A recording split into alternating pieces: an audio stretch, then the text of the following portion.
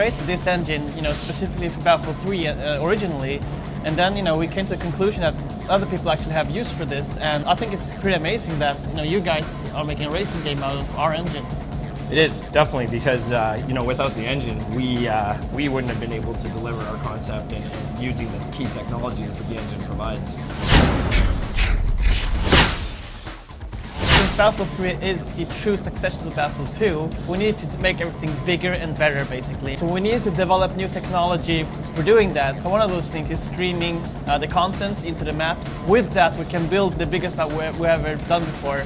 And I think that's something that you also benefit a lot from, right? Definitely. For Need for Speed, the concept that we went with, the coast-to-coast race, really couldn't have been built without scale. In order to pull off what we need to do, we basically doubled the length of our tracks. We quadrupled the number of textures, Wow. 4 times the number of objects. So the scale for us just wasn't achievable on our old engine.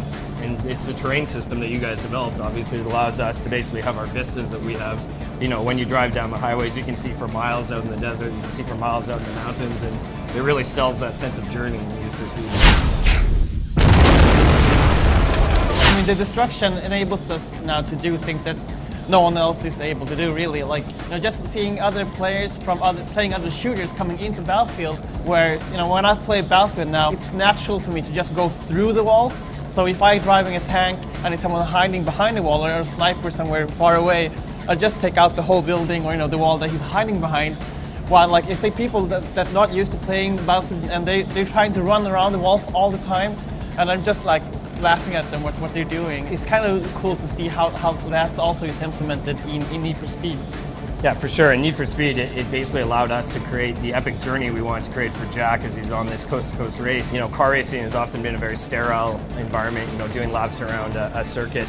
And as a genre, I don't think we've actually made the advancements that you guys have made yet. So for us, it was all about harnessing that power to create objects you smash through on shortcuts, or whether you're driving down Chicago and you're being chased by a helicopter and cars are blowing up and you're seeing pillars explode all along the drive. It really has allowed us to set the bar a little bit higher as a racing game across the board.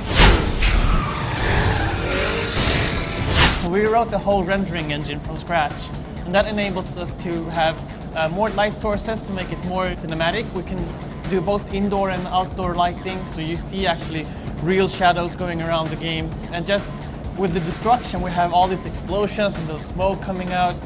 We needed the particles, so the effects look really good as well, like really cinematic.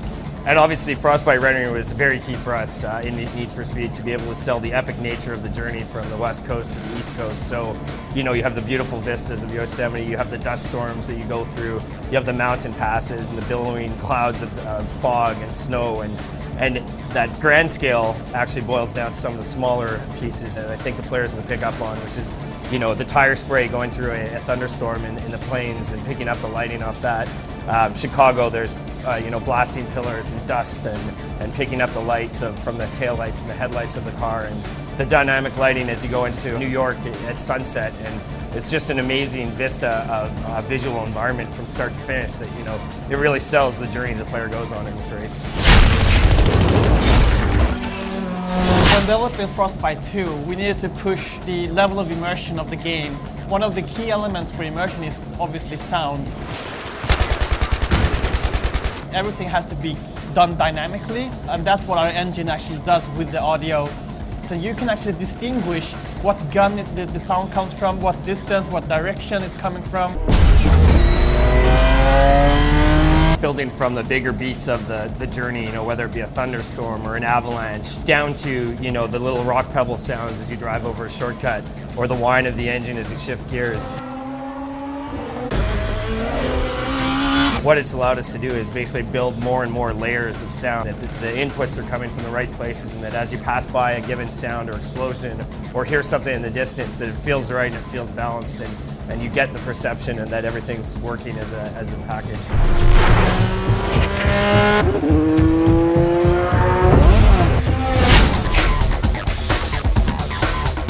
So we looked at this sports game actually, looking at FIFA and Madden, and what they've done, like the players, when they're running around, kicking the ball, it looks so realistic. And imagine that we took that animation system and brought that into a shooter game. So when the soldiers are running around, gunning each other, It looks so fluid, so realistic. And then for us, we start the game at a very tense, cinematic moment, and Frostbite basically has allowed us to create that very human aspect, which is one of our key tenets for the game, and really bring the emotion out in Jack as he opens the game up.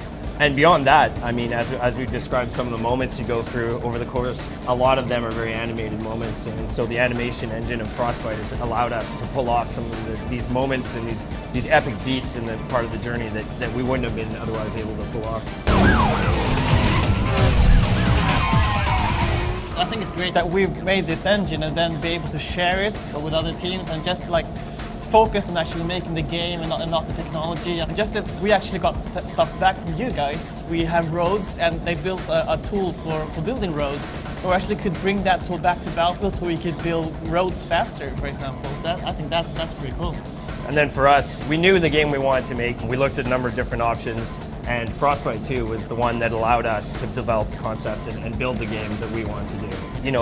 What we've delivered this year, we're very proud of, but we see even greater things in the future. The run is just the start of what we think we can do with Frostbite.